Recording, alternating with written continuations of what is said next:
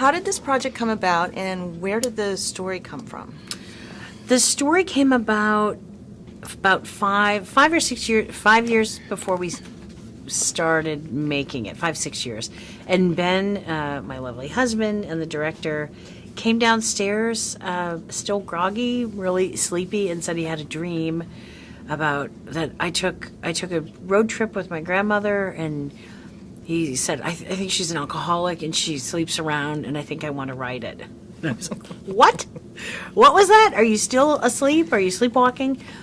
And, we sat and had coffee, and he couldn't remember much more than that, but it really, something about it struck him, and he just kept thinking about it. I said, I really want to write it, and we kept talking about it. And 2 days later, we were still talking about it, and 3 days later, we were kind of adding on to it, and the story kept growing and changing. Then we thought, and it starts in Southern Illinois, and then weeks and weeks later, we were still talking about it, and kind of the story of these women, and kind of getting, that's never too late to get your life on track, and everything about it just kind of kept us going, and we loved the characters and the story more and more as we went. And 5 years later, we met with New Line and Warner Brothers, and they said, do you have anything you want to make? And we said, oh my God, yes, we actually do. And then we spent the next year really kind of trying to polish the script as much as we can, and got the dreamiest cast in the world. Oh, great cast. You were along some very powerhouse women too. How was that to be alongside Susan and Allison and Crazy. Kathy?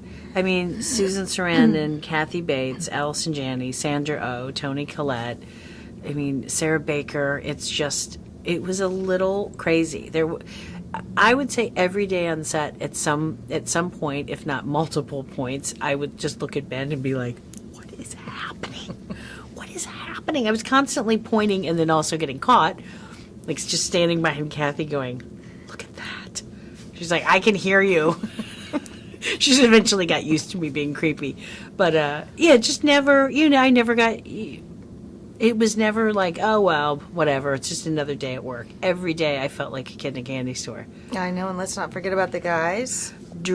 Fantastic guys. Mm-hmm. With Gary Cole, and for the love of God, Dan Aykroyd and Nat Faxon and Mark Duplass, Ben Falcone. Just kind of remarkable. Everybody just really showed up. Everybody was so nice. And then everybody's a great improviser, and it's just all weirdly, I don't think you can, I don't know, I don't even know if you can hope for things to go that well, but there's just something about chemistry that when it hits just right, everybody just seems to meld together, and everybody kind of felt like they'd known each other for a while. It just felt comfortable, and everybody, I think, Ben ran such a collaborative, kind of happy, fun set that I think everybody just felt totally free to try anything. You can't make a fool of yourself. I've set the bar so high for screwing up, for doing a terrible take, for trying something that Ben's like, yeah, maybe not that.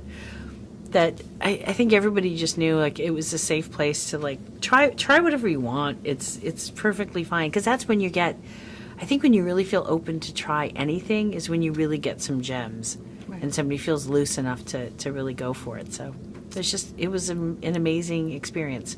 It was an amazing, it was an amazing film. So you've done several comedic roles. What sets this one apart from those that you've done before? This one's, Tammy seems different to me. It's more, I think because we wrote it and we lived with it for so long, it's truly my favorite and Ben's favorite kind of story. It's not too much of anything. We just wanted to tell a good story and stay true to the characters, and parts are really, really funny. And I think parts are kind of heartbreaking, and I think parts are challenging, and then parts are really silly and crazy and fun to watch. And I think it's that whole mess of different stuff that when you can get that kind of ebb and flow right, it feels more realistic to me. It feels more what life is. Life is not joke, joke, joke, joke. To me, life is something's great, and then there's a crash. Like, you kind of have to fall before you can watch somebody get up. So we wanted to show these people falling down as well as getting back up, and because it's fun to watch somebody try to scrape and claw their way back up. It's true. It's very relatable. So, what can audiences look forward to when they go see this in the theater then? Well, I certainly think that audiences are gonna laugh a lot. I think it's a really, really funny movie. I mean, all these people made me laugh through the entire thing, even when I knew it was coming out of their mouths, and sometimes I did not because there's a lot of improvising.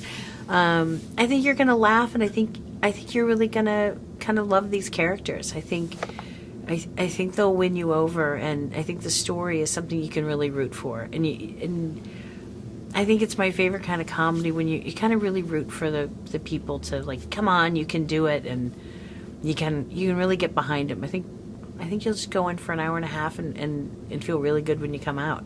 That's not a bad thing.